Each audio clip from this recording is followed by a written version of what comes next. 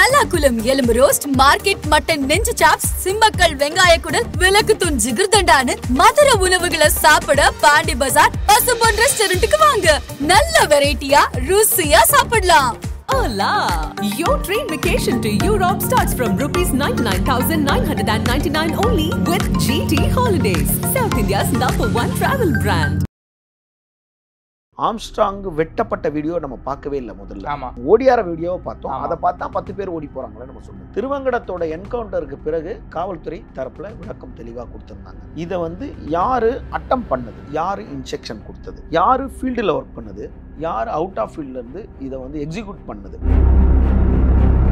திருவேங்கடத்தை இதுல எக்ஸிக்யூட் பண்ண சொன்னதே அருள்னு சொல்றாங்க. அருளுக்கும் ஆம்ஸ்ட்ராங்குக்கும் என்ன பிரச்சனை? ஏன் திருவேங்கடத்துக்கிட்ட சொல்லி அருள் இந்த விஷயத்தை பண்ணிருக்கணுங்கிற ஒரு பல்வேறு கேள்விகள் இருக்கு சார். 8 பேர் சரண்டர் ஆனதுல அந்த 6 பேரை தவிர்த்து மீதி இருவர் ஆற்காடு சுரேஷோட தொடர்புல இருக்கவங்க. எப்படி தொடர்புல இருக்கவங்கன்னா,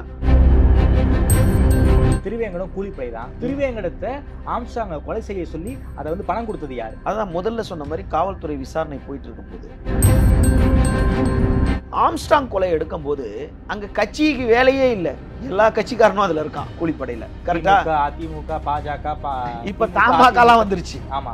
ரவுடிகளுக்கு மட்டும், கூலிப்படைகளுக்கு மட்டும் ஜாதி, மதம், கட்சி இது எதுவுமே கிடையாது. மலர்கொடி யாரு அப்படின்னு இன்வெஸ்டிகேட் பண்ணும்போது அங்கதான் தெளிவா தெரியுது, மயிலை சிவகுமார கொலை செய்த அழகு ராஜாவோட தாயார் தான் மலர்கொடி. அதாவது தோட்டம் சேகரோட மனைவி தான் மலர்கொடி. அவங்க வழக்கறிஞர். இவங்க எதுக்கு இதுல தொடர்பு இருந்திருக்காங்க அப்படின்னு காவல்துறை விசாரணை மேற்கொள்ளும்.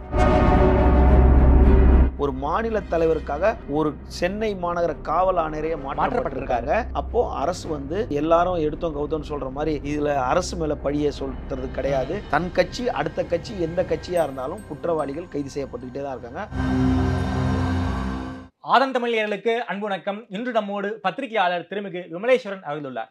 வணக்கம் விமல் சார். வணக்கம் பிரதர். ஆம்ஸ்ட்ராங் கொலை தான் தற்போது வரை ஒரு மிகப்பெரிய ஒரு பேசுபொருளா இருக்கு. கொலை நடந்த அன்று ஒரு 8 பேர் அண்ணா நகர் டிசி ஆஃபீஸில் சரண்டர் ஆனாங்க. ஒரு 3 பேர் அரெஸ்ட் பண்ணியிருந்தாங்க. மொத்தம் 11 பேர் விசாரணையில் இருந்தாங்க.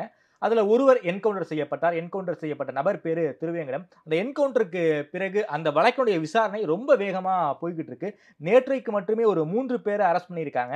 அந்த 3 பேரில் 2 பேர் வழக்கறிஞர். அவருடைய பேரை கூட நான் சொல்கிறேன். அட்வொகேட் மலர்கொடி, அட்வொகேட் ஹரிகரன், அதே போல் திருநின்றவூர் சதீஷ். 3 பேரை நேற்றைக்கு மட்டுமே அரெஸ்ட் பண்ணியிருக்காங்க. நேற்றுக்கு மட்டுமே ஒரு 3 பேரை அரெஸ்ட் பண்ணியிருக்காங்க. அப்படின்னா ஒரு மிகப்பெரிய டெவலப்மெண்ட் என்ன நடந்துகிட்டு இருக்கு. குறிப்பாக எல்லாருமே அரசியல் கட்சியை சார்ந்தவர்களாக இந்த கேஸை பொறுத்த வரைக்கும் இருக்காங்க. என்ன சார் நடந்திருக்கு, என்ன சார் அப்டேட்? மற்றவர்கள் மாதிரி நாமும் இந்த ஆம்ஸ்ட்ராங் கொலை வழக்கை கூர்ந்து கவனிச்சுட்டு வரோம் பிகினிங்லேருந்து. அதாவது காவல்துறை ஒரு பக்கம் விசாரணை மேற்கொண்டுட்டு இருக்கும்போது நம்மளோட நேர்காணல் அந்த காவல்துறை விசாரணையை பாதிக்கக்கூடாதுன்றதுல நம்ம உறுதியாக இருக்கோம். அதனால் நம்மளோட ஆய்வில், தனிப்பட்ட ஆய்வில் நம்ம தெரிந்து கொண்ட விஷயங்கள் என்னென்னா, அன்று 5ஆம் தேதி மாலை 6:40 மணிக்கு ஆம்ஸ்ட்ராங் வெட்டி படுகொலை செய்யப்பட்ட பிறகு அன்று இரவே அண்ணா நகர் காவல் நிலையத்தில் 8 பேர் சரணடைந்தார்கள்.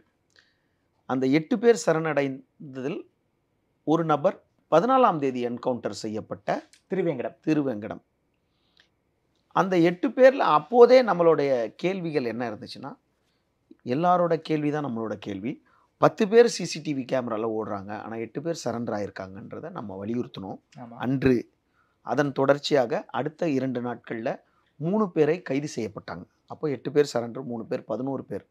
இந்த 11 பேர் சரண்டர் விசாரணை நடைபெற்று கொண்டிருக்கும் போது திருவங்கடம்னு ஒருத்தரை இவங்க அந்த 8 பேரையுமே காவல்துறை சிறையில் இருந்து திரும்பவும் காவல் விசாரணைக்கு எடுக்குது, கஸ்டடிக்கு எடுக்கிறாங்க. 7 நாள் கஸ்டடி கேட்குறாங்க, 5 நாள் கிடைக்குது. அந்த 5 நாள் விசாரணையில் அவங்க ஒரு கட்டத்தில் ஒரு முடிவுக்கு வராங்க.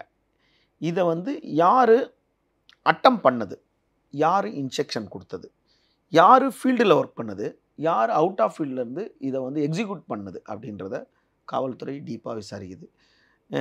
விசாரிக்கும் போது இது எல்லாத்துக்கும் ஒரு காரணக்கர்த்தா வீடியோவை நம்ம பார்க்குறோம். ஆம்ஸ்ட்ராங் வெட்டப்பட்ட வீடியோ நம்ம பார்க்கவே இல்லை முதல்ல. ஓடியார வீடியோவை பார்த்தோம். அதை பார்த்தா 10 பேர் ஓடி போகிறாங்களே நம்ம சொன்னது. அந்த திருவங்கடத்தோட என்கவுண்டருக்கு பிறகு காவல்துறை தரப்பில் விளக்கம் தெளிவாக கொடுத்துருந்தாங்க. கலவை போடுற மிஷின் இருக்குது, பைக் வருது, அங்கே ஒருத்தர் இன்ஸ்ட்ரக்ஷன் கொடுத்துட்ருக்காரு, 2 பேர் வராங்க, திரும்ப இவர் இங்கே நிற்கிறார், ஆம்ஸ்ட்ராங் நிற்கிறாரு. அந்த சிசிடிவி 1 இன்ச்சு அப்படி கீழே திரும்பி இருந்துச்சுன்னா ரொம்ப க்ளீனாகவே தெரிஞ்சிருக்கும். 1 இன்ச்சு அப்படி கீழே இருந்துச்சுன்னா கூட தெரிஞ்சிருக்கும். அதுக்காக ப்ரிப்பேர் பண்ணல. ஆனால் அதை வச்சு ஒருத்தர் ஓடியாந்து வெட்டுறாரு. அப்போவே நம்மளோட சந்தேகங்கள், எல்லாரோட சந்தேகங்கள் ஆனால் ஓடி போகிறவங்க எல்லாம் தடித்தடியாக ஒளிவலியாக இருக்கான், சரண்டர் ஆனவனா தடித்தடியாக இருக்கான், ஓடி போனதெல்லாம் இப்படி இருக்காங்களா அப்படின்னு பார்க்கும்போது அந்த வெட்டினது யார் அப்படின்றத சிசிடிவி வெளியிட்டுருச்சு. திருவங்கடம் தான். அவரை வெட்டி கீழே படுகொலை செய்து அவரை வெட்டி அவர் காலையும் அவர் கையிலையும் வெட்டுறது திருவங்கடம் தான்ன்றத குறிப்பாக பின்பக்கத்துல இருந்து திருவேங்கடம் வெட்டுற வீடியோ நமக்கு நல்லாவே திருவங்கடம்ன்றது தெரிஞ்சிடுது.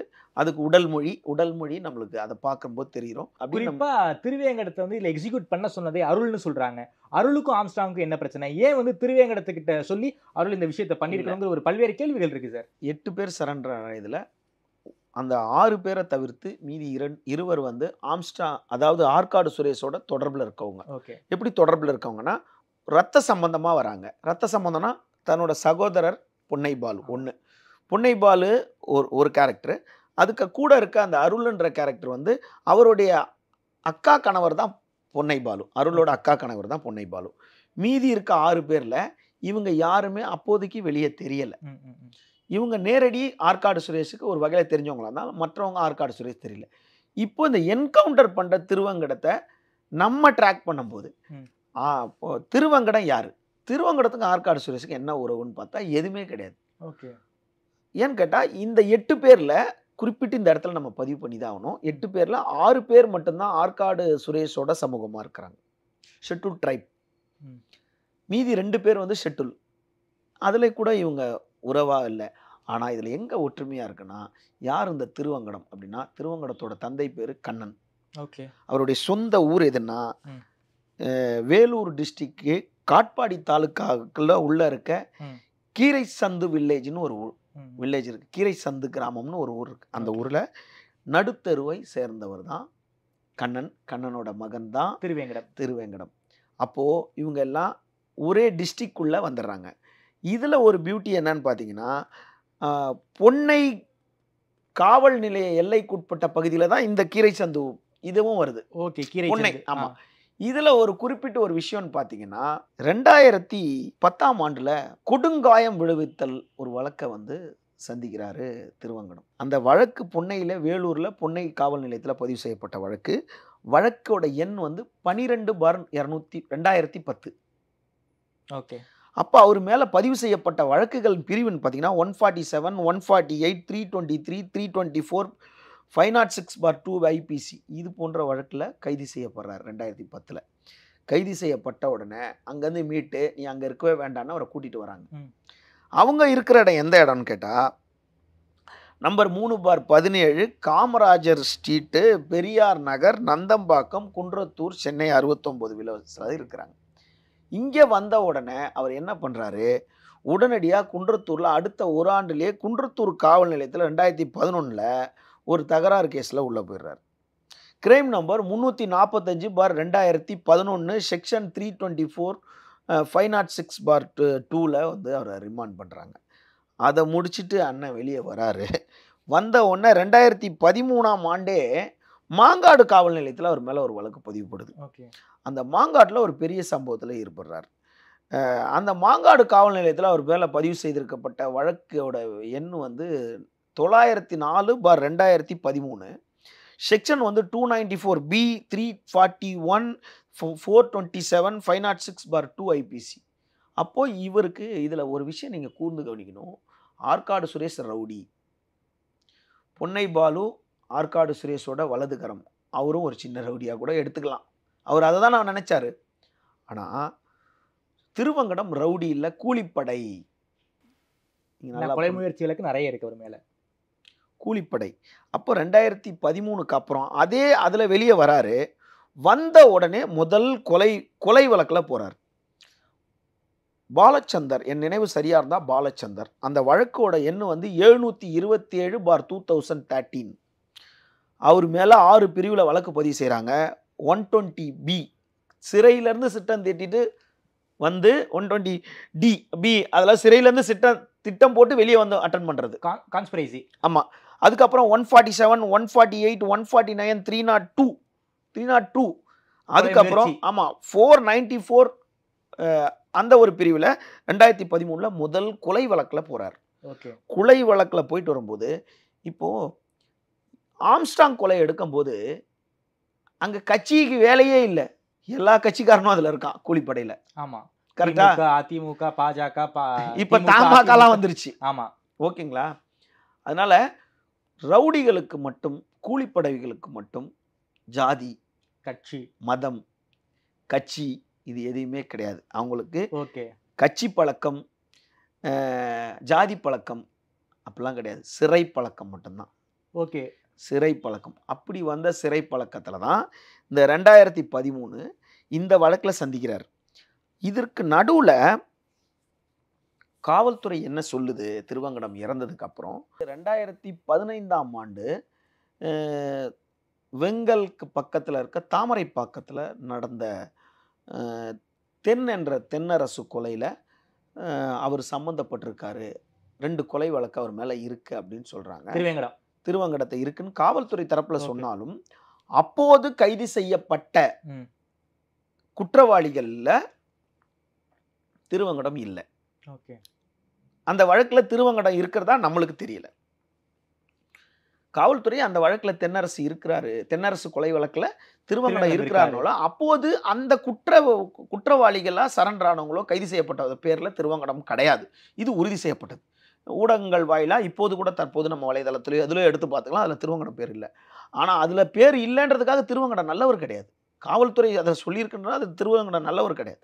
பட் அதுக்கப்புறம் அப்படியே வராரு. 2015 இந்த சம்பவத்தில் அவங்க காவல்துறை சொன்னாலும் அது காவல்துறை உறுதிப்படுத்தணும்னு. ரெண்டாவது 2017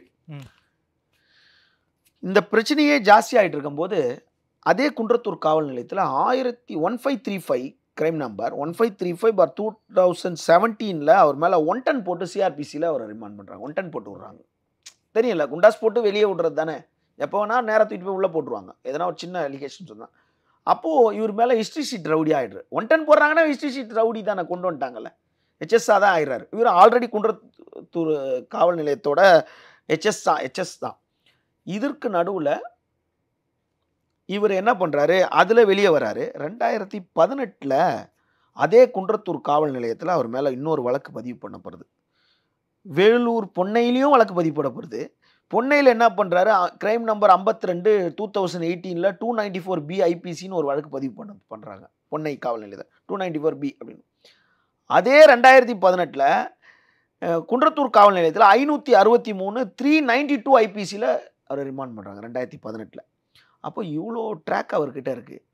காவல்துறை என்ன ட்ராக்கில் சொல்லுதுன்னா தென்னு வழக்கில் சம்மந்தப்பட்டிருக்காரு, அதனால ஆற்காடு கூட ட்ராவல் பண்ணுறாருன்னு சொல்லலாம் கூட. பட் ஆற்காடு கூட திருவங்கடம் தொடர்பில் இருந்ததா எதுவுமே இல்லை, ரெக்கார்டு இல்லை. ஒரு விஷயம் ஒத்து போகுது. பொன்னை காவல் நிலையத்தில் 2 பேர் மேலேயும் கேஸ் இருக்கு. 2 பேர் மேலேயும் கேஸ் இருக்கலாம். ஒன்று ஆற்காடு மேலே பொன்னை காவல் நிலையத்தில் இப்போ லைவ்ல கடைசியாக இருந்துச்சான்னு தெரியல, சிறையில் பழக்கம் வந்திருக்கும். இதன் தொடர்ச்சியாக காவல்துறை 3 கொலை இதோட சேர்த்து சொல்லுது. நம்ம இதோட 2 கொலை, ஆனால் இவ்வளோ வழக்குகள் காவல்துறை சொல்லலை, இவ்வளோ வழக்குகள் அவர் மேலே இருக்கு. அதாவது ஆர்கனைசேஷன் கிரைம் அப்படின்னு பார்க்கும்போது இவர் இன்னும் காவல் நிலையத்தில் பல காவல் நிலையத்தில் இவர் மேலே வழக்குகள் நிலுவையில் இருக்கலாம். ஏன்டா கூலிப்படை தானே, எங்கே வேணா போய் கொலை பண்ணிட்டு வந்திருக்கலாம். காசுக்காக கொலை பண்ணுறாங்க. இப்போ இப்படி பண்ணும்போது காவல்துறை இவரை கூப்பிட்டு விசாரிக்குது.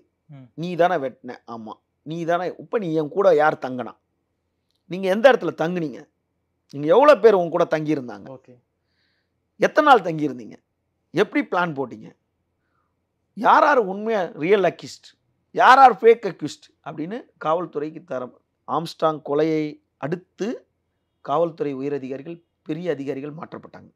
அப்போ மாற்றப்பட்டோன்னா உதாரணத்துக்கு சென்னை மாநகர காவல் ஆணையர் உடனே ஒரு பேட்டி கொடுத்தார். ரவுடிகளுக்கு புரியும் மொழியில் பேசப்படும் அப்படின்றத அவர் தெளிவாக பதிவு பண்ணிட்டார். அப்போது என்கவுண்டர் யாருமே அதை ஏற்றுக்கொள்ள மாட்டாங்க. ஆனால் திருவங்கடம் போடுற ஒரு ஆள் வாழ்வதற்கு தகுதி இல்லாத நபர், கரெக்டாக இல்லையா? வாழ்றதற்கு தகுதி இல்லாத நபர் இன்னும் பல பேரை பணம் கொடுத்தா கொலை பண்ணுவார். அப்படிப்பட்ட திருவங்கடத்தோட ஹிஸ்ட்ரி ஷீட் இப்படி தான் இருக்கு. ஓகே, திருவேங்கடம் கூலிப்படை தான். திருவேங்கடத்தை ஆம்ஸ்ட்ராங்கை கொலை செய்ய சொல்லி அதை பணம் கொடுத்தது யாரு? அதான் முதல்ல சொன்ன மாதிரி காவல்துறை விசாரணை போயிட்டு இருக்கும்போது அவங்க இறுதி அறிக்கை இன்னும் சமர்ப்பிக்கல. இன்னொரு விஷயம் என்னன்னா, நீ எங்கேருந்து பொருளை எடுத்துகிட்டு போன, எங்கேருந்து ஆயுதங்களை எடுத்துகிட்டு போனேன்னு காவல்துறை வந்து இவரை 14ஆம் தேதி கூட்டிகிட்டு போகிறாங்க. ஓகே. இவரை கூட்டிகிட்டு போகும்போது அதுக்கு முன்னாடி இவர் என்ன கன்செஷன் ஸ்டேட்மெண்ட் கொடுத்துருக்காரு அப்படின்றது காவல்துறைக்கு மட்டும் தான் தெரியும். உங்களுக்கோ எனக்கோ கோர்ட்டுக்கு கூட தெரியறதுக்கு வாய்ப்பில்லை. அப்போது இந்த இடத்துல நான் பதுக்கி பொருள் வச்சுருக்கேன், ஆயுதங்கள் வச்சுருக்கேன், வா அந்த இடத்த காட்டு, நீங்கள் எங்கே தங்குனீங்க அந்த இடத்த காட்டுன்னு அவரை மட்டும் கூட்டிகிட்டு போகிறாங்க. ஓகே. காவல்துறை இந்த விஷயம் வந்து காவல்துறை என்ன சொன்னாங்களோ அதை தான் நம்ம சொல்கிறோம். அப்போ கூட்டிகிட்டு போகும்போது அவர் வந்து உடல் உபாதை கழிக்கணுன்றாரு ஒரு இடத்துல. அப்போ அந்த உடல் உபாதை கழிக்கிறதுக்காக அந்த இடத்துல நாங்கள் வந்து வண்டியை நிப்பாட்டிட்டு அவர் அதுக்குண்டான ஏற்பாடு பண்ணுறோம். அப்போ அவர் கடகடன்னு ஓடி போயிட்டு தப்பிக்க முயற்சி பண்ணுறாரு. அப்போ தப்பிக்க முடிச்சுன்னா அவர் பின்தொடர்ந்து போகும்போது கரெக்டாக இந்த காவல் நிலையத்தின் எல்லைக்கு உட்பட்ட பகுதியில் போயிட்டார். போனோன்னா அங்கே மறைச்சி அவர் வச்சுருந்த அந்த கள்ள துப்பாக்கி எடுத்து அவர் ஷூட் பண்ண முற்பட்டார். நாங்கள் அவரை சுட்டு கொன்னுட்டோம். இதுதான் காவல்துறையோட ஸ்டேட்மெண்ட். இதை வந்து நம்புறதும் நம்பாததும் அவங்களுக்கு கடமை. ஆனால் இப்போது இதற்கு பிறகு இந்த விஷயம் முடிக்கப்படலை. 14ஆம் தேதிக்கு அப்புறம் இந்த விஷயம் முடிக்கப்படலை. அதனால் காவல்துறை எல்லாரும் எடுத்த உடனே காவல்துறை மூடி மறைக்குது அப்படின்னு ஒரு விஷயத்த நம்ம சொல்லிட முடியாது. பின்னோக்கி பார்த்தீங்கன்னா காவல்துறை இவருக்கு யார் வாகனத்தை கொடுத்தாங்க அப்படின்றத செக் பண்ணுறாங்க. திருவேங்கடத்திற்கும் அந்த 5 பேர் 8 பேருக்கும் இவங்க இருக்கிறதுக்கு இவங்களுக்கு யார் பைக்கு கொடுத்து வண்டி கொடுத்து 2 வீலரோ காரோ எந்த வாகனத்தை இவங்க பயன்படுத்தினாங்களோ இந்த வாகனத்தை இவங்களுக்கு கொடுத்து உதவி பண்ணது யார் அப்படின்னு பார்க்கும்போது அங்கே தான் காவல்துறை முழுமையான விசாரணை ஈடுபடுது. அப்போது இவங்க மேலே சிடிஆர் போடுறாங்க. இந்த 8 பேரும் எங்கே தங்கியிருக்காங்க, இந்த 8 பேருக்கும் ஜிபே இருக்கா, பேங்க் அக்கௌண்ட் இருக்கா, இவங்க எந்த வழியாக டிரான்சாக்ஷன் ஆகிருக்கு, இவங்க யார்கிட்டலாம் பேசியிருக்காங்க அப்படின்னு காவல்துறை நடவடிக்கை எடுக்குது. எடுக்கும்போது தான் அடுத்து இந்த கொலையில் அந்த 10 பேரில் அந்த 3 பேர் சம்மந்தப்பட்டிருக்காங்கன்னு மறுநாளே அந்த 3 பேரை கைது பண்ணிட்டு வராங்க. இவங்க காவல் நிலையத்தில் இவங்க பேரில் சிடிஆர் போடுறாங்க. சிடிஆர் போட்டு இவங்க ப்ரீவியஸ் 3 மாதத்துக்கு முன்னாடி யார்கிட்ட பேசியிருக்காங்க, எங்கே தங்கியிருக்காங்க, இவங்க நெட்வொர்க்லாம் எங்கே இருந்துச்சு, இவங்க எங்கேருந்து இயங்குனாங்க, இவங்களுக்கு யார் பொருளாதாரம் கொடுத்தது, இவங்க ஜிபே என்ன, இவங்க பேங்க் ஸ்டேட்மெண்ட் என்னன்னு எல்லாத்தையும் டோட்டலாக அனலைஸ் பண்ணுது போலீஸ். ஒன்றும் சும்மா கிடையாது. ஃபுல் டீட்டெயில் அனலைஸ் பண்ணும்போது இதில் ஒருத்தர் சம்மந்தப்பட்டிருக்கார். அவர் தான் பார்த்தீங்கன்னா அதில் ஒரு திமுக பிரமுகராக இருக்கார். நான் ஏன் அவரை பேரை திரும்ப வலுக்கட்டாயமாக சொல்கிறேன்னா, ஏற்கனவே வந்து பொன்னை பாலு கூட அவங்க மச்சான் வந்து அருள் அப்படின்றவர் வந்து அவர் வந்து திமுக வழக்கறிஞர் அப்படின்னு ஒரு முத்திரை குத்தப்பட்டது. அவர் திமுக வழக்கறிஞருக்கு உண்டான புகைப்படங்களை நம்ம வலைதளத்திலே பார்த்தோம். அது யாரும் மறுக்கலை.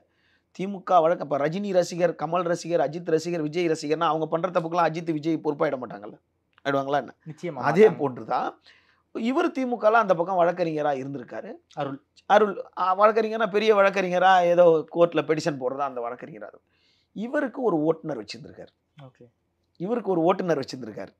அந்த ஓட்டுநர் பேர் தான் சதீஷ்குமார்னா, அவருக்கு வயது 28. அவர் யாருன்னா அந்த பகுதியில் இருக்க குன்றத்தூரில் இருக்க திமுக இலக்கிய அணியின் துணை அமைப்பாளர் குமரேசனோட மகன் தான் இந்த சதீஷ்குமார். இவர் ஒன்று. அதற்கு பிறகு இது கூட யார் ட்ராவல் ஆகுறாங்க அப்படின்னா, சரி இவங்க கூட யார் அதிகமாக ஃபோன் பேசிகிட்டே இருக்காங்க, இந்த அருள் கூடையோ இந்த திருவங்கட கூட யார் அதிகமாக பேசிகிட்டு இருக்காங்க அப்படின்னு பார்க்கும்போது அங்கே அதிமுகவை சேர்ந்த திருவல்லிக்கேணி மேற்கு கழக பகுதி துணை செயலாளரான மலர்கொடி 49 வயது மலர்கொடி அவங்க வந்து இதில் தொடர்பு ஏற்பட்டிருக்காங்க. சரி இதில் வந்து யார், அவங்க ஒரு வழக்கறிஞராச்சே யார் அப்படின்னு சொல்லிட்டு இந்த யார் இந்த மலர்கொடி அப்படின்னு அதை இன்வெஸ்டிகேட் போக்கிட்டே இருக்கும்போது தான் மலர்கொடி யார் அப்படின்னு இன்வெஸ்டிகேட் பண்ணும்போது தான் அங்கே தான் தெளிவாக தெரியுது, மயிலை சிவக்குமாரை கொலை செய்த அழகு ராஜாவோட தாயார் தான் மலர்கொடி. அதாவது தோட்டம் சேகரோட மனைவி தான் மலர்கொடி. அவங்க வழக்கறிஞர். இவங்க எதுக்கு இதில் தொடர்பு இருந்திருக்காங்க அப்படின்னு காவல்துறை வந்து விசாரணை மேற்கொள்ளுது. விசாரணை மேற்கொள்ளும் போது தான் இன்று ஊடகங்களில் பலர் அதை பற்றி விவாதம் பண்ணிக்கிட்டு இருக்காங்க. இப்போது அவங்க கூட அவங்களுக்கு உதவியாக ஒருத்தர் இருக்கார். அவரும் ஒரு வழக்கறிஞர்னு சொல்லிக்கிறார். அதாவது தமிழ் மாநில காங்கிரஸில் இருக்க மாநில மாணவர் அணி துணை தலைவராக இருக்க ஹரிகரன் வயது 27. இவர் அவங்க கூட செயல்பட்டிருக்காரு. இவங்க 3 பேரையுமே பிடிக்கிறாங்க. பிடிச்ச உடனே பலர் என்ன சொல்கிறாங்க, அவங்க வந்து 50 லட்ச ரூபா பணம் டிரான்சாக்ஷன் பண்ணியிருக்காங்க அப்படின்னு சொன்னாலும் அருள் அக்கௌண்ட்டுக்கோ திருவங்கட அக்கௌண்ட்டுக்கோ யாரோ ஒருத்தர் அக்கௌண்ட்டுக்கு இந்த கூலிப்படைக்கு கொடுத்துருக்காங்க. ஆனால் அவங்க 50 லட்ச ரூபா அனுப்புனது நமக்கு தெரியாது. என்னோட இதில் நான் ஆய்வு செய்ததில் என்னுடைய ஆய்வில் 8 லட்சத்துலேருந்து 9 லட்சம் ரூபாய் அவங்க பணம் அனுப்பியிருக்காங்க அப்படின்றது தெரியும். நம்மளோட ஆய்வில் தெரிய வருது. மேபி 50 லட்சம் கேஷாக கூட கொடுத்துருக்கலாம் காவல்துறை சொன்ன மாதிரி. இப்போ இவங்க 3 பேரையும் நடவடிக்கை எடுத்துருக்காங்க. இதை ஏன் நான் சொல்கிறேன்னா, திமுக இப்போ இந்த காவல்துறையும் இந்த அரசும் முதல்வர் சொன்னார் ஒரு வார்த்தை, ஆம்ஸ்ட்ராங்கோட கொலை வழக்கில் பாரபட்சம் மட்டும் இல்லாமல் உண்மையான குற்றவாளிகள் கைது செய்யப்படுவாங்கன்ட்டு நினச்சிருந்தால் காவல்துறை இதில் நான் முதல்ல சொன்ன மாதிரி கட்சி பாகுபாடே இல்லை. இவங்கெல்லாம் சிறை பறவைகள். அப்படின்னா இப்போ மலர்கொடியை பற்றி நம்ம விசாரித்தா, மலர்கொடி தன்னோட கணவனை இழந்து, அதாவது தோட்டம் சேகரோட 3வது மனைவி. அவங்க முதல் மனைவிக்கு குழந்தை இல்லைன்னு நம்ம கேள்விப்பட்டோம். 2வது மனைவிக்கு வந்து ஒரு பையன் ஒரு பொண்ணுன்னு கேள்விப்பட்டோம். இவங்க 3வது மனைவிக்கு வந்து இவங்களுக்கு வந்து ஒரு 2 பசங்க, அழகுராஜா ரோஹித் ராஜ்னு நினைக்கிறேன். இவங்க வந்து அவர் தோட்டம் சேகரை காதலித்து திருமணம் பண்ணும்போதே இவங்க கோர்ட்டில் ப்ராக்டிஸ் பண்ணவங்களா பண்ணிட்டு தான் இருந்திருக்காங்க. அதுக்கப்புறம் இவங்க ப்ராக்டிஸ் பண்ண, ஆனால் அதற்கு பிறகு பல கொலைகளில் இவங்க பேர் அடிபட்டிருக்கு உளவுத்துறையில். ஓகே, மலர்கொடி இன்வால்வ் ஆகியிருக்காங்களா? பல சம்பவங்களுக்கு பின்னால் மலர்கொடி இன்வால்வ் ஆனதா காவல்துறையோட நோட்ஸு உளவுத்துறை உறுதிப்படுத்தப்பட்டதன் விளைவாக தான் மலர்கொடி இதில். ஓகே, எந்தெந்த சம்பவங்கள் சொல்ல முடியுமா சார்? எந்தெந்த சம்பவம் காவல்துறை இன்னும் சொல்லலை, பல சம்பவங்கள். நீங்கள் உதாரணம் பார்த்தீங்கன்னா, இன்றைக்கி ஒரு தொலைக்காட்சியில் கூட ஒரு ரோட்டில் உட்காந்து என்னை காப்பாற்றுங்க அப்படின்னு அழுகுறாங்க. நீங்கள் அந்த வீடியோ பார்த்துருப்பீங்க. நீங்கள் அது இப்போ எடுக்கப்பட்ட வீடியோ இல்லை, அது பல மாதங்களுக்கு முன்னாடி எடுக்கப்பட்ட. அப்போது இவங்க தன்னுடைய கணவருக்கு எதிராக பழி வாங்குறதுல இருந்தாங்கன்னா, இவங்க அதுக்கு உண்டான ஒரு காரணம். ஆமாம், குழந்தைய 2 வயசு குழந்தைய வச்சுக்கிட்டு இருக்கும்போது இவங்க கணவனை கொண்டா அந்த அம்மாவை செய்யதானப்பா செய்யும் அப்படின்னு எல்லாம் இயக்கம். ஆனால் அதற்கு பின்னாடி இவங்க பல விஷயங்களை சம்மந்தப்பட்டிருக்காங்கன்னு காவல்துறை சொல்லுது. ஓகே ஓகே, பல ரவுடிகளுக்கும் அவங்கள நல்லாவே தெரியுது. இதற்கு நடுவில் தான் 4வதா ஒரு கேரக்டரை உள்ளே கொண்டு வராங்க காவல்துறை. இந்த இடம் தான் நம்ம ஆய்வில் செய்து 4வதா ஒரு ஆளை கொண்டு வராங்க. வடசென்னை மேற்கு மாவட்ட பாஜக மகளிர் அணி செயலாளர் அஞ்சலைன்ற கேரக்டர். இந்த அஞ்சலையை இதில் சேர்க்குறாங்க அப்படின்றத உறுதிப்படுத்தக்கூடிய தகவல் ஒன்று இருக்குது. அதாவது அஞ்சலை வந்து கடந்த 2 மாதங்களாக சென்னையிலே காணோம். அப்ஸ்காண்டு. ஏன் அப்ஸ்காண்டுனா, அப்ஸ்காண்ட் ஆகிட்டா ஆம்ஸ்ட்ராங் கொலையில் சம்மந்தப்பட்டாங்கன்னு அர்த்தம் நான் சொல்லலை. ஏன் சம்மந்தப்பட்டிருக்காங்கன்னா, ஆல்ரெடி இவங்க பேரில் கந்து வட்டி வழக்கு ஒன்று புளியந்தோப்பு காவல் நிலையத்தில் பதிவு செய்யப்பட்டிருக்காங்க. அதில் பதிவு செய்யப்பட்டு அதில் ஏபி வாங்குறாங்க. அடுத்ததாக ஒரு பாய் புரசிவாக்கத்துக்கு பக்கத்தில் ஒரு இஸ்லாமியர் கொடுத்த ஒரு வழக்கின் பேரில் இவங்க மேலே கந்து வட்டி வழக்கு பதிவு செய்யப்படுது. இது எந்த காவல் நிலையம்? ஒன்று P1 இல்லை P4 தெரியாது. ஒன்று பேசன் பிரிட்ஜ் காவல் நிலையம் இல்லை புளியந்தோப்பு காவல் நிலையம். இது 2 காவல் நிலையத்தில் ஏதோ ஒரு காவல் நிலையத்தில். அந்த வழக்கோட என்ன கூட நம்மளால் உறுதியாக சொல்ல முடியும், 265/2024. இந்த வழக்கில் அஞ்சலைக்கு 2 முறை ஜாமீன் மறுக்கப்படுது. முன்ஜாமீன் ஏபி மறுக்கப்படுது. இப்போ 3வது திங்கட்கிழமை அன்று அவங்களுக்கு நிச்சயமாக ஏபி கிடைச்சிரும். இப்போ இந்த ஏபி கிடைச்சதுனால ஆள் 2 மாசமா இல்லைன்றனால அந்த அஞ்சலை வந்து நல்லவர்கள் அப்படின்னு சொல்லலை. அஞ்சலை மேலே முன்னாடி பல வழக்குகள் நிலுவையில் இருந்தாலும் இந்த வழக்கில் எதுக்கு அஞ்சலை இவங்க தேடுறாங்கன்னு தான் நம்மளோட கேள்வி. அஞ்சலை எதுக்கு இதில் சேர்க்க முயற்சி பண்ணுறாங்கன்னு தான் தெரியல. அஞ்சலை ஆற்காடோட 2வது மனைவியாக இருந்திருக்காங்க. அதில் மாற்று கருத்து கிடையாது. 2வது மனைவியாக அஞ்சலை இருந்திருக்காங்க. ஆனால் அஞ்சலை அந்த 265/2024 இந்த கந்து வட்டி வழக்கில் அப்ஸ்காண்டா இருக்காங்க, ஏபி கிடைக்காம இருக்காங்க. ஒருவேளை திங்கக்கிழமை அதில் கிடைச்சிட்டா இப்படி போகலாம்னு அஞ்சலையை விசாரணைக்கு கூப்பிட்டுருக்காங்களா, இல்லை அஞ்சலை இதில் சேர்க்குறாங்க. அஞ்சலை தலைமறைவுன்னு நம்ம ஊடகங்கள் வாயிலாக பார்க்கும்போது தான் சரி, அஞ்சலை நம்ம 2-3 மாதமாக நம்மளோட ஸ்டோரிக்காக நம்ம தேடும் போது ஆள் இல்லை, இந்த கிரைம் நம்பருக்காக ஆள் இல்லைன்னு. அப்போது ஆள் இல்லைன்றதுக்காக ஆம்ஸ்ட்ராங் வழக்கில் சம்மந்தப்பட்டாங்கன்றது சொல்ல முடியாது. மலர்கொடி பணம் கொடுத்ததுக்கு உண்டான எவிடன்ஸ் இருக்கு. ஓகே, குற்றவாளிகள் பயன்படுத்தின வாகனங்கள் எல்லாமே அழகுராஜாவோட நண்பர்களோட வாகனங்களாகவே இருக்குன்றது காவல்துறை தரப்பு. ஓகே, இப்போ அஞ்சலை எதுக்கு நீங்கள் தேடுறீங்க அப்படின்னு காவல்துறை அதிகாரிகிட்ட ஒரு சிலர் கேட்கும்போது காவல்துறை அதிகாரி தரப்பில் இல்லை, இவங்க தான் தங்குறதுக்கு இடம் கொடுத்து அடைக்கலம் கொடுத்தாங்கன்னு. இதில் உண்மையை பார்க்கணும்னா அஞ்சலையை தங்குறதுக்கு இடம் இல்லாமல் தானே தலைமறைவாக இருக்குது ஒரு விஷயம். அதனால் இதில் பாரபட்சமே கிடையாது. ஓகே, ஆம்ஸ்ட்ராங் வழக்கு நல்லபடியாக போயிட்டுருக்கு. அதாவது நம்ம சொல்கிற மாதிரி தான் 10 குற்றவாளி தப்பிச்சாலும் ஒரு நிரபராதி தண்டிக்கப்படக்கூடாதுன்றது தான் கான்செப்ட். அதனால் இந்த வழக்கில் சரியான பாதையில் காவல்துறை போயிட்டுருக்கு. கடைசியாக அந்த திருவங்கடம் செத்தும் வழக்கு சந்தித்த நபர் என்னென்னா, கடைசியாக கொளத்தூர் டிஸ்ட்ரிக்ட் மாதவரம் பிஎஸ்ல வந்து 487/2024 ஒரு வழக்கு. என்ன வழக்குன்னா செத்து போன வழக்கு. 1008 துப்பாக்கி சொல்கிறார். அது எனக்கு பிரிவு வந்து 121/1, 132, 265/BNS செக்ஷன். அது ஏன்னு கேட்டால் காவல்துறை திருவங்கடம் விஷயத்தில் செய்தது சரிதான். ஆனால் குற்றவாளி உண்மையான யார் குற்றவாளின்னு கண்டுபிடிச்சதுக்கு அப்புறம் அவரை சுட்டிருந்தாங்கன்னா சிறப்பு. இந்த ஆம்ஸ்ட்ராங் கொலையை பொறுத்த வரைக்கும் அருள் தான் ஒரு கீ பிளேயராக இருந்திருக்காரு. அருள் சொல்லி தான் திருவேங்கடம் வந்து ஆம்ஸ்ட்ராங்கை கொலை பண்ணுறாரு. அருள் அக்கௌண்ட்டுக்கு கிட்டத்தட்ட ஒரு 50 லட்ச ரூபாய் வந்திருக்கு. அது வந்து மலர்கொடி அவர்கள் அந்த பணத்தை கொடுத்துருக்காங்க அப்படிங்கிற ஒரு இஷ்யூவெல்லாம் தினத்தந்தியில் செய்தியாகவே வந்திருக்கு. ஸோ இந்த ஆற்காடு சுரேஷ் கொலை காரணமாக தான் ஆம்ஸ்ட்ராங்கை கொலை பண்ணியிருக்காங்க அப்படிங்கிற ஒரு முன்முடிவுக்கு நம்மளால் வந்துட முடியுமா சார்? இல்லை, நீங்கள் ஒரு நாளிதழில் ஒரு செய்தியை பார்த்தீங்க, நான் ஒரு நாளிதழில் பார்த்தேன். பல ஆண்டுகளாக சிறையிலே இருக்க ஒரு கைதி, அவர் பேர் இதில் சம்மந்தப்பட்டிருக்கு. கடைசியில் பார்த்தா அவருக்கும் ஆம்ஸ்ட்ராங்க்கு எந்த விதமான பகையுமே கிடையாது. அவர் ஒரு நீரிழிவு நோயில் பாதிக்கப்பட்டு ஒன்று சிறையில் சாவாரா இல்லை வெளியே சாவாரான்னு தெரியாது. பட் அவர் நல்ல உடல்நிலையிலே இல்லை. அவர் குடும்பமும் அவர் மேலே பெரிய ரிவெஞ்செலாம் கிடையாத போது அவர் அதில் சம்மந்தப்பட்டிருப்பார் ஒரு நாளிதழ். அதனால் இந்த நாளிதழ்கள் எழுதுறதை வச்சு நம்ம வந்து ஒரு விஷயத்துக்கு வர முடியாது. ஆனால் இந்த 8 பேரில் பாதி பேருக்கு யாரை கொல்ல போகிறோன்னே தெரியல. ஓகே, திருவங்கடத்துக்கு மட்டும் தான் தெரிஞ்சிருக்கு. ஓகே, நாங்கள் வெட்டினோன்னா கூட சேர்ந்து வெட்டணும் அப்படின்ட்டு. அப்போ இன்ஸ்ட்ரக்ஷன் ஃபுல்லாக பொன்னை பாலும் அருளும் கொடுத்துருக்காங்க. ஃபீல்டில் இறங்கி பண்ணது திருவங்கடம். திருவங்கடம் தான் இந்த மற்றவங்களை எக்ஸிக்யூட் பண்ணியிருக்காரு. திருவங்கடத்தோட ப்ரீவியஸ் கேஸுக்கு பார்க்கும்போது இவர் ஒரு கூலிப்படை, நாளைக்கு வெளியே வந்து திரும்ப இன்னொரு கொலை பண்ணுவார். அதெல்லாம் அவருக்கு சிலர் திருத்த முடியாது. அவர் அந்த எக்ஸ்ட்ரீம் லெவல் போயிட்டாரு. அப்போ பொன்னை பாலு கத்தி எடுத்து குத்துனாருன்னா ஒரு அண்ணனுக்காக குத்திட்டாருன்னு கூட ஒரு லாஜிக் இருக்கும்.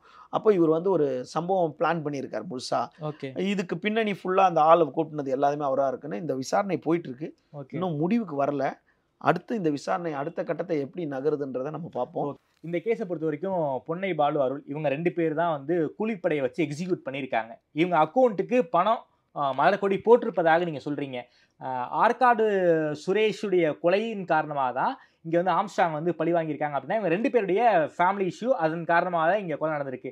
அருளுக்கு ஏன் வந்து மலர்கொடி பணம் கொடுக்கணும்? குறிப்பாக அருளுக்கு பணம் கொடுக்க சொல்லி வேற யாராவது பணத்தை கொடுத்துருப்பாங்களா, இல்லை இவங்க 2 பேருக்குமான பர்சனல் பிரச்சனையை வேற யாரும் யூஸ் பண்ணிக்கிட்டாங்களா? அதனால தான் மலர்கொடி மூலமாக அருள் அக்கௌண்ட்டுக்கு பணம் வந்திருக்கா? மலர்கொடி அருளோட அக்கௌண்ட்டுக்கு பணம் அனுப்புனாங்கன்னு நான் சொல்லலை, காவல்துறை தான் சொல்லிச்சு. ஓகே, ஒன்று. ரெண்டாவது, அதற்கு பிறகு திருவங்கடத்துடைய இறப்புக்கு பிறகு தான் மலர்கொடியும் ஹரிகரனும் சதீஷும் கைது செய்யப்பட்டிருக்கிறார்கள். ஆமாம். அப்போது காவல்துறை சரியான நோக்கத்தில் இந்த விஷயத்தை அணுகிட்டு இருக்காங்க. மலர்கொடி கிட்ட தான் அடுத்து விசாரணை போகும். யார் பணம் கொடுத்தாங்க, யாரு பணம் கொடுத்தாங்க, இல்லை அப்படின்றது யார் கொடுத்தாங்க, இல்லை இவரோட பணத்தை நான் திரும்ப கொடுத்தேனா, இந்த போன்ற பல கதைகள் வந்து மலர்கொடி, ஹரிகரன், சதீஷ்குமார் இவங்களோட விசாரணைக்கு மேற்கொண்டு தான் காவல்துறை அடுத்த கட்டத்துக்கு கொண்டு போகும். இதற்கு நடுவில் இந்த அஞ்சலை அப்படின்ற ஒரு கேரக்டர் வந்து 2 மாதமாக இல்லை, அவங்க மேலே ஒரு வழக்கு பதிவு பட்டிருக்கு. அந்த வழக்கில் இல்லாத போது எப்படி இதில் இல்லைன்ற ஒரு காரணத்துக்காக இந்த வழக்கில் இருக்காங்களா அப்படின்றத காவல்துறை மேற்கொண்டு ஆம்ஸ்ட்ராங்க்கு கண்ணுக்கு தெரியாமல் பல எதிரிகள் இருக்கலாம். நம்ம கண்ணுக்கு தெரிஞ்ச எதிரி இந்த கேஸை பொறுத்த வரைக்கும் ஆற்காடு சுரேஷை காரணமாக வச்சு பொன்னை பாலுவும் அருளும் தான் இப்போதைக்கு நேரடி எதிரியாக இருந்திருக்காங்க. ஆம்ஸ்ட்ராங்க்கு கண்ணுக்கு தெரியாத பல எதிரிகள் இருக்கலாம். அந்த கண்ணுக்கு தெரியாத பல எதிரிகள் பொன்னை பாலுவையும் அருளையும் யூஸ் பண்ணியிருக்காங்களா இந்த இஷ்யூவை பொறுத்த வரைக்கும்? பணம் கொடுத்து, அதாவது வேற எந்த வகையிலும் எங்களுக்கு பல பிரச்சனைகள் இருக்கு, உங்க அண்ணனை வந்து கொண்டுட்டாரு, ஸோ நீ போய் கொலை பண்ண, இதுக்கு நான் வந்து பணம் தரேன் அப்படின்னு வேற யாராவது யூஸ் பண்ணியிருக்க வாய்ப்பு இருக்கா? இந்த கண்ணுக்கு தெரியாத எதிரிகள் யாராவது யூஸ் பண்ணியிருக்க வாய்ப்பு இருக்கு அப்படின்னு எல்லாரோட சந்தேகமாகவும் இருக்கு. ஆனால் காவல்துறை அந்த கோணத்தில் தான் விசாரிச்சுக்கிட்டு இருக்கு. பட் அவங்க உண்மையை திறக்கணும், வாயை திறக்கணும், உண்மையை சொல்லணும், எதனால செய்தோம் அப்படின்றத கடைசி வரைக்கும் உண்மையை தரணும். ரியல் அக்யூஸ்ட் யாருன்றதை கடைசியாக காவல்துறை டிக்ளேர் பண்ணணும். நிச்சயமாக இந்த வழக்கு வந்து 8 பேர் சரண்டருக்கு அப்புறம் 3 பேர் கைது செய்யப்பட்டு, அதுக்கப்புறம் 3 பேர் கைது செய்யப்பட்டு, ஒருத்தர் என்கவுண்டர் செய்யப்பட்டு, அப்போது ஆம்ஸ்ட்ராங்கோட மனைவி ஆளுநரை சந்திக்கிறதுக்கு நேரம் கேட்டு இருக்க போதும் அதற்காக ஒரு மாநில தலைவருக்காக ஒரு சென்னை மாநகர காவல் ஆணையரையே மாற்றப்பட்டிருக்காங்க. அப்போது அரசு வந்து மற்றவங்க எல்லாரும் எடுத்தோம் கவுத்தோன்னு சொல்கிற மாதிரி இதில் அரசு மேலே பழியை சொல்கிறது கிடையாது. தன் கட்சி அடுத்த கட்சி எந்த கட்சியாக இருந்தாலும் குற்றவாளிகள் கைது செய்யப்பட்டுக்கிட்டே தான் இருக்காங்க. அதனால் காவல்துறை நடவடிக்கை இதில் புதிய கமிஷனர் வந்ததுக்கப்புறம் சரியான குணத்தில் போயிட்டு இருக்கு. ஓகே சார், என்னுடைய கடைசி கேள்வி சார், மலர்கொடிக்கு யார் பணத்தை கொடுத்து அருள் அக்கௌண்ட்ல போட சொன்னாங்களோ அவங்க தான் இந்த கொலையினுடைய மாஸ்டர் மைண்டா? நிச்சயமாக இருக்கலாம். அது சம்பந்தமா விசாரிச்சுட்டு அடுத்தது காவல்துறையோட விசாரணையை பொறுத்து அதற்கு பின்னாடி பிரபல ரவுடி ஒளிஞ்சிருக்காங்களா, இல்லை அரசியல்வாதிகள் இருக்காங்களா, இல்லை முன்பகை தான் காரணமா அப்படின்ற விஷயத்த அடுத்தது நம்ம நேர்காணலில் விரிவாக பேசுவோம். ஓகே சார், ரொம்ப நன்றி சார். இப்போ அந்த ஆம்ஸ்ட்ராங் கொலை சம்பந்தமாக மேலும் ஒரு 3 பேரை கைது பண்ணியிருக்காங்க. அந்த 3 பேர் அந்த கைது செய்யப்பட்ட பின்னணியை பற்றி ரொம்ப விரிவாக பேசியிருக்கீங்க. ரொம்ப எக்ஸ்க்ளூசிவான தகவல்களை வந்து கொடுத்துருக்கீங்க. நேரம் கொடுத்து பேசியமைக்கு நன்றி எம்லேஸ்வரன் சார். மிக்க நன்றி.